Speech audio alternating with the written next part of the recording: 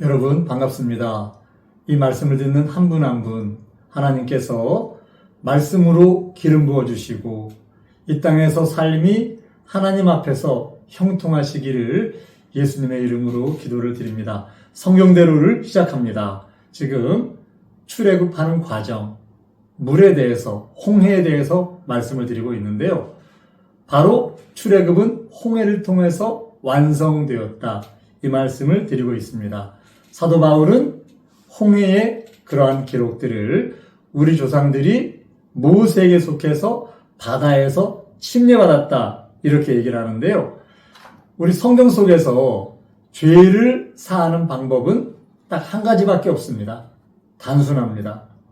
바로 홍해를 통과하는 사람, 이런 사람은 살아납니다. 왜? 죄의 문제를 해결했으니까. 바로 침례를 받는 사람은 침례를 통해서 죄의 사함을 얻는 게 성경의 약속입니다.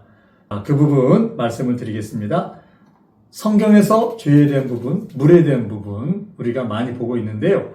성경은 물의 구속사다. 이렇게 제가 말씀을 드리고 있는데요. 요나에 대한 얘기 여러분 잘 아시죠? 요나는 그렇게 뛰어난 선지자라고 표적 한 가지를 선정할 때 요나의 표적을 예수님께서 말씀하실 만큼 대단한 사람은 우리가 아는 것 같아요.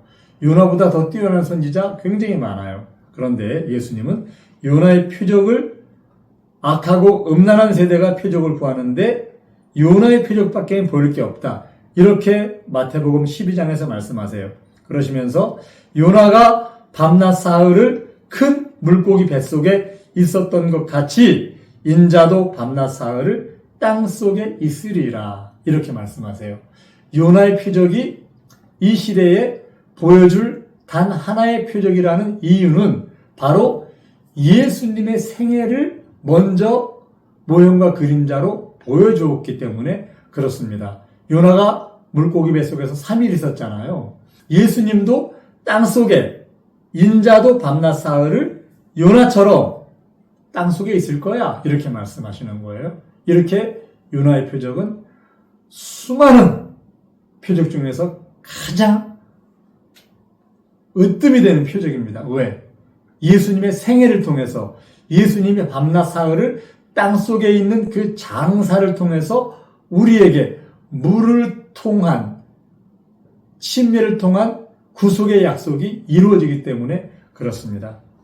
우리가 물에 대한 구속사를 볼 때 구약의 마지막 선지자 침례 요한 알고 있잖아요.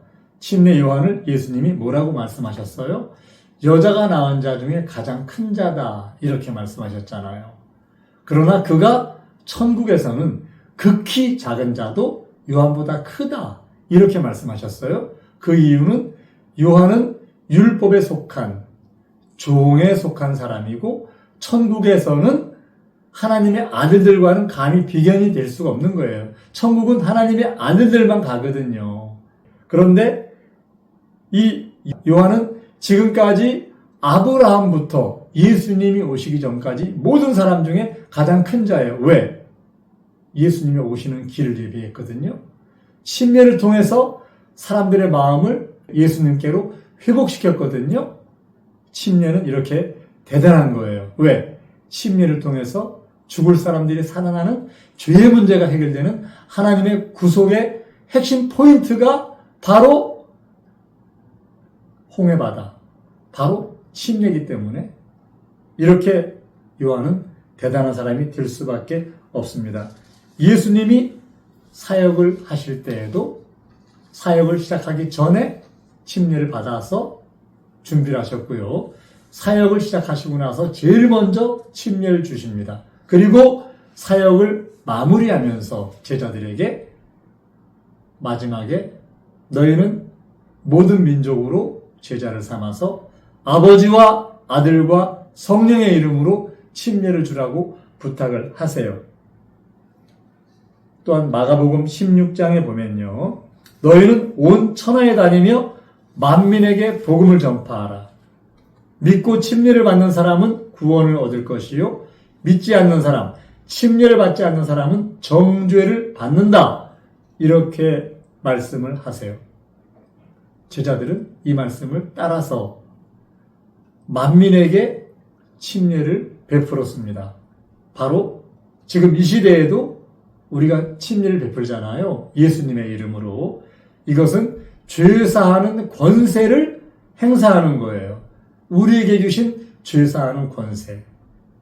바로 베드로에게 주시는 천국 열쇠.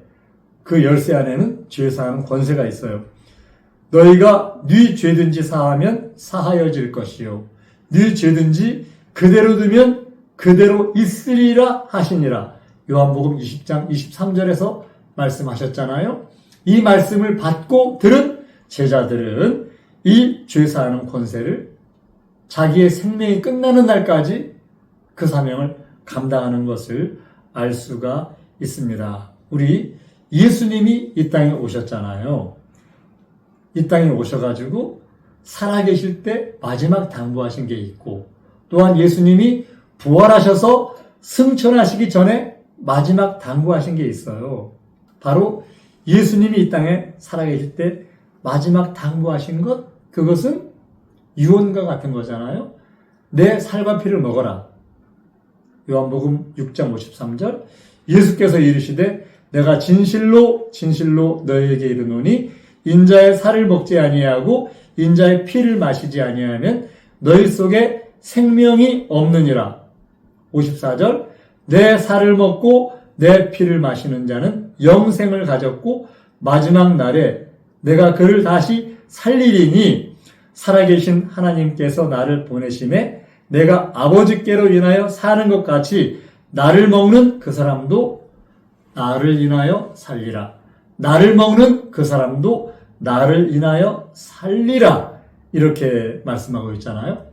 저는 이 말씀을 읽으면서 너무너무 큰 은혜를 받아요. 나를 먹는 그 사람, 바로 예수님의 죽음에 연합하고 장사하신 예수님께 연합하고 부활하신 예수님께 연합하는 사람, 이 살을 먹고 이 피를 마시는 사람, 이런 사람은 영생을 갖고 마지막 날에 그를 살린다는, 부활하신 예수님과 연합하는 사람을 살린다는 이 약속이 이루어지는 것, 이게 바로 예수님이 이 땅에 오셔서 죽기 전에 잡히시기 전날 밤에 하신 그 유언이에요. 바로 가장 핵심적인 것은 그 유언 속에 바로 홍해를 건널면서 출애굽이 완성되듯이 이 줄 세상을 하기 위해서는 바로 죄의 문제, 침례받는 문제, 살을 먹는 건 침례받는 거예요. 장사에 연합하는 게 그 장사를 내 몸에 연합시키는 이것이 바로 침례잖아요. 자, 우리 모두 이 말씀에 연합하시는 여러분들이 되셨으면 좋겠어요. 승천하시기 전에 뭐라고 하셨어요? 성령이 너희에게 임하시면 너희가 권능을 받고 예루살렘과 유다와 사마리아와 땅끝까지 이르러 내 증인되라. 이제 부활하신 예수님은 마지막에 자신의 이 복음을, 십자가에서 이루신 이 복음을 만민에게 전해서 그들을 살리기를 원하셨어요.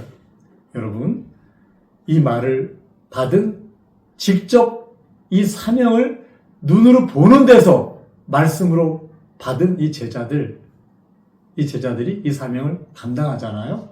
여러분이 잘 아시는 그 말씀 그대로 예루살렘과 유대, 사마리아, 땅끝에서 어떠한 일이 벌어졌나요? 우리가 새언약 시대에 예수님의 제자들이 직접 했던 그런 성경의 기록들 너무 잘 알고 있지 않나요? 사도행전 2장 38절에 그날 오순절날 약 3,000명 이상의 사람들이 모였어요. 그 앞에서 베드로가 11 사도와 함께 서서 외치는 말씀. 이 말씀이 예수님의 마지막 승천하시기 전에 그 당부를, 그 부탁을 실제로 이제 제자들이 순종하며 이 땅에서 증거하는 그런 말씀. 뭐라고 하셨나요? 너희가 회개해서 예수 그리스도의 이름으로 침례를 받고 죄사함 받으라. 그리하면 성령을 선물로 받는다. 세 가지예요. 회개해라, 침례 받고 죄사함 받으라. 누구의 이름으로? 예수 그리스도의 이름으로. 그러면 성령을 선물로 받는다. 그러면 산다는 거예요. 또 사마리아에서 빌립이 사마리아에 복음을 전했잖아요.